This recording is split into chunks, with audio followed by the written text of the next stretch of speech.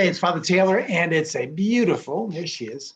It's a beautiful Friday, June 3rd, and it's time for your weekly eBlast. Hey, a couple things coming up this weekend that you sort of know about, some things you don't know about. So here it comes. Ready? First of all, tomorrow morning, actually tomorrow afternoon, 1 o'clock, there is a burial service for a person whose name was Laura Halpin. She was best friends with Sharon Alibrio. Most of you aren't going to remember either of them. I don't know that Laura attended much, but Sharon sure did. And the bench has been redone, recast, so that it has both of their names on the bench that's out there by the dogwood trees.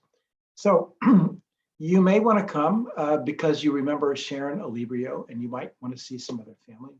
You might want to come simply because it's going to be largely a bare bones kind of staffed event with a bunch of visitors. And it'd be nice just to have a couple of people just to welcome them. Anyway, that's at 1 o'clock tomorrow afternoon. And following that, they will have a reception upstairs. That's on Saturday. Okay, Sunday. Remember, this is Sunday, first Sunday in June. So a couple of things to go over. So first of all, church service is at 9 o'clock. One service at 9 o'clock. One service at 9, streamed, all that's the same. And immediately following the service is our first of our 3 classes that are going to be the introduction. Like if anybody joining our church will come, we have a first class, which is what is a Christian? Second class next week will be, the following week is what is an Episcopalian? And third, what is a member? So you might say, I've been going here for 30 years. Well, this is who we are today, and you may want to come simply to find out if your theology is all up to date. You may not say, I don't need to come to find out, but you may want to come just to hear how it's being presented. And the other advantage of coming now is this is our kind of like our scrimmage, our dry run, our trial. So we are continuing to work on this, and something that we'll be patterning again in the fall. So think about coming. We've got a bunch of people signed up. I think it'd be great as many people can come each week. It'd be really good to come to all of these. That's why we're doing it church at 9, to give more people a chance to come to church. Come right upstairs. We have coffee and treats for you as soon as you come up. So come coffee right after, as soon as the church is over. The class is no more than 1 hour. And so we are planning to get finished with church in about an hour and 10 to 15 minutes tops. And then we'll go right into the class. Yeah, we're done like 11:10, something like that. So it's really not a huge part of the morning. It's hard to come back. It's hard to come back midweek. But this is a chance to get, to have a fellowship, some teaching and worship together, and to find out who are we becoming as a church? What do we stand for? What's it mean to be a member? What's the expectation of members? What does it mean to be a Christian? What should I be thinking about? So anyway, Sunday, 9 o'clock, and immediately following, go right into our class. What is a Christian? Sunday afternoon, I just want to make sure I get the time right.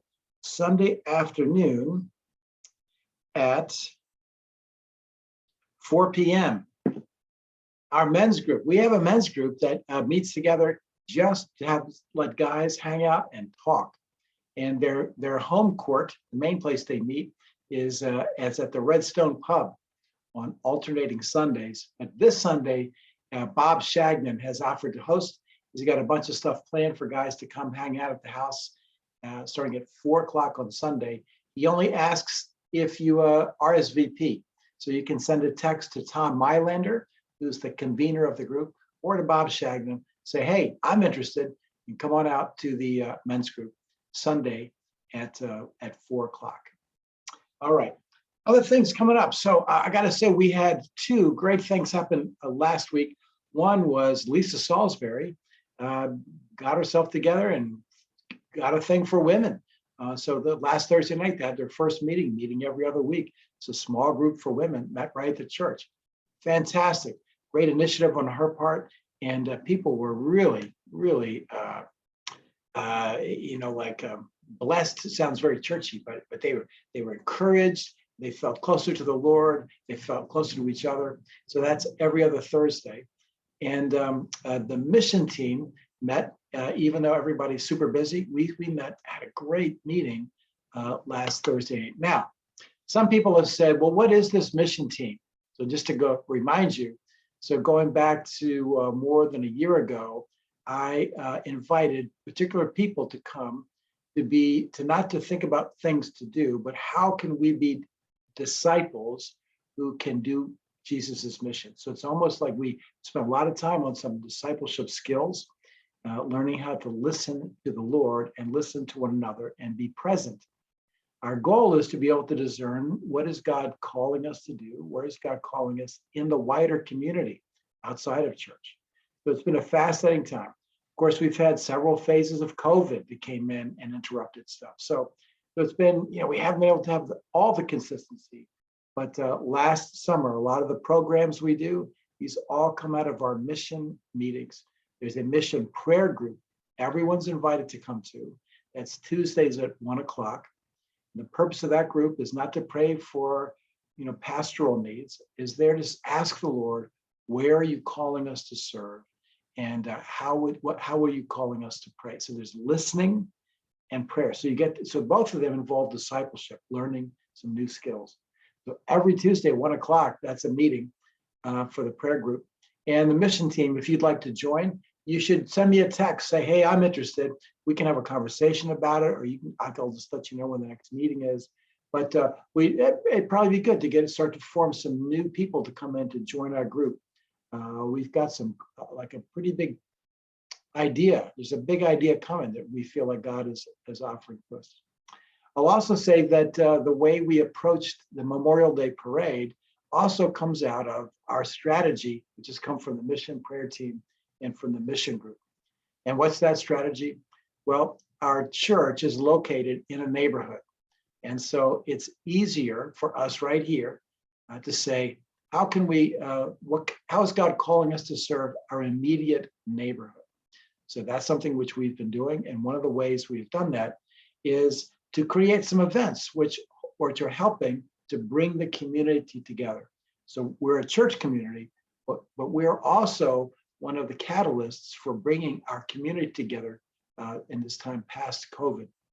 So it was really cool on Memorial Day parade. We went up, we did the events, and as people came back down, the fire department has always had ice cream, and we've always had something. But we had, I don't know how many hundreds of people came in. We had people on the property. We had people just having conversations meeting lots of people, always asking, what is God saying to me about my neighbors? What's God saying to me through my neighbors? And introducing ourselves to the neighborhood. It's a different age. People don't go onto a church property because they're always afraid the church folks are going to come after them, grab them or something. But we're just trying to create relationships within the neighborhood. And it's really fascinating. We saw lots of people who we see at other events. They all come connected. It's really great. So we're developing these relationships. And the Memorial Day parade, thank you for everybody who came out. There are people working the bounce house, people who are working hot dogs and dealing with those. The Lavoie family had a big part in helping with some kids events, particularly a lot of face painting, and Isaac was running a duck pond. So that was really cool. So a lot of stuff going. So very, very fun time at Memorial Day, just to be able to get our town and people connecting to one another right here on our property. That does not mean to say, should we be working in other neighborhoods? Oh, absolutely. And so a new program, which we're about to do, talk about an easy one to do. I call this one Elevate Your Town. The purpose of any church in any town isn't just for the church people, it's to basically bless the town. How can we elevate life within our town community? And so a fun way, I don't know who came up with this idea. Carolyn might have come up with the idea, but what we're going to do is we're going to pick particular nights and particular restaurants. How easy is this? So let's say you got a restaurant that you really like, or they've been kind to you, great. So we call the restaurant and we say, hey, we've got a whole bunch of people coming out here and we just want to support you and encourage your staff. So we have 12 people. We're not all going to come at the same time, but we'll come out throughout the night, tables of 4, tables of 3. And our whole point of coming to you and giving you this business tonight is to elevate your business and to bless your staff.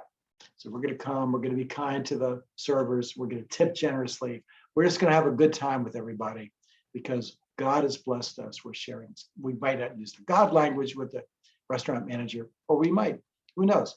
But the idea is we just go out, and the purpose of this is we get to bless them and have fellowship together and just have an enjoyable evening. So that's another way that we do and the way we rethink and do our mission. So I'll let you know when that's coming up. So again, if you'd like to come out and support the families tomorrow at the Laura Halpin the burial service, that's at 1 o'clock at the church. Sunday, the church service is at 9 o'clock, immediately followed by a class called What is a Christian? That's on Sunday. Sunday afternoon, if you're a guy, call Bob Shagnon or send him a text. I'd like to come. There's a group of men that meet every other week. It's just a lot of fun. Guys are staying connected. And coming up, we're going to start doing Elevate. We're going to elevate our communities by joining together simply in simple ways. This one way is to bless each other at restaurants. So anyway, a lot going on. So continue to pray. Continue to pray for your neighbors and pray for one another. Pray for our church. And hopefully we will see you this weekend. Okay, bye for now.